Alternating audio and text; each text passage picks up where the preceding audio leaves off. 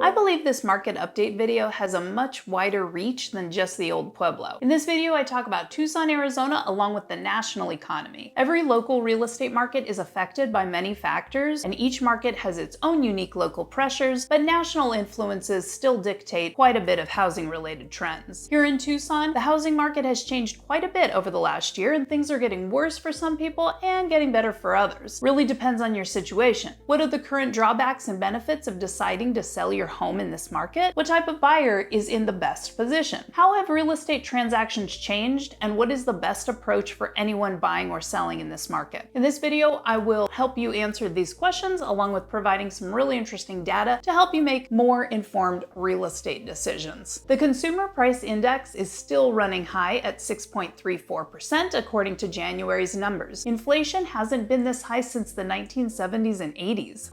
Interest rates are skyrocketing. As you can see in this chart, it's really hard to say exactly what is going to happen. Inflation puts pressure on the Federal Reserve Bank to increase interest rates to combat inflation. This means banks will in turn charge you a higher interest rate for a home loan for everyone, not just people living or planning on moving to Tucson, Arizona. This means that you will be paying more for your new home when you are planning on financing or borrowing. Cash buyers are not affected in this way and tend to have a bit more purchasing power in this situation. Hey everyone, it's Kimberly, your go-to real estate agent here in Tucson, Arizona, and today we are talking about the real estate market in Tucson, Arizona with 2 months behind us here in 2023. Don't forget to hit the like and subscribe buttons to follow along with Tucson news and learn more about things to do and see and know about this city, my hometown. And when you're ready to buy or sell a Tucson home, you know that all my contact information is in the description below each video on the channel, and please check out the hundreds of other videos about Tucson and real estate on this channel after this one. Most people who buy homes do so using a loan, and those loans keep getting more expensive. The average interest rate as of this day of recording is over 7.4%. This means that if you are borrowing money to purchase a home, your mortgage payment will be much higher in the same price range as it was a year ago when interest rates were lower. Because buyers can afford less, many buyers get kicked into a lower price range, which slows down the purchasing of homes nationwide, which ultimately forces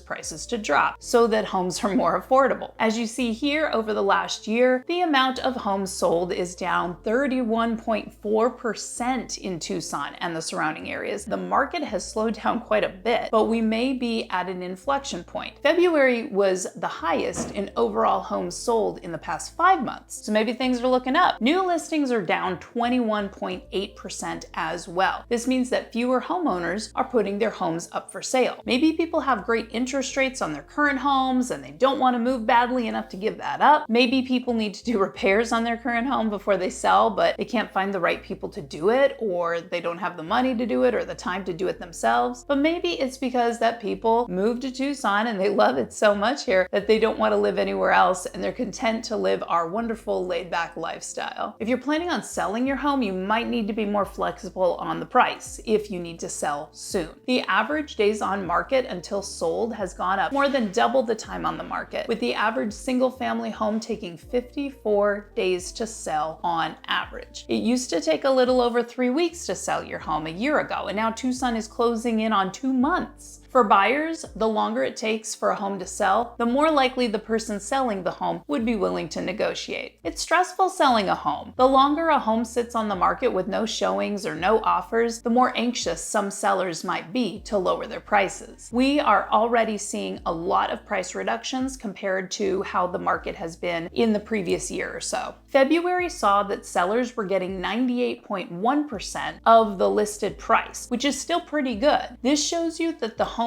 prices are no longer skyrocketing and starting to level off into a more normal real estate market where people can negotiate a little bit more. The good news for sellers is that it looks like you are still getting most of what you're asking for in many cases. So if you need to sell your house as soon as possible, you can still get a pretty decent amount, pretty close to the list price of the home. Home prices don't seem to be falling like they did in 2008 to 2010. The Federal Reserve pumped so much money into the system in the last few years buyers that inflation as a whole might stick around for a while and drive interest rates higher. This is another reason that people may want to borrow at today's interest rates, because we just don't know how much higher they might go. Also, if the tide changes on inflation and it begins to go down, you will more than likely be able to refinance your home to a much better rate in the future for your home loan. You might want to do some soul searching if you want to buy a home right now, but interest rates are holding you back. Rates could go higher, but they could also go down. If you borrow money now and rates go up, you can be happy you didn't wait. But if rates go down, you can benefit as well with the refinancing process in most cases. Housing inventory continues to rise year over year, with homes on the market up 67%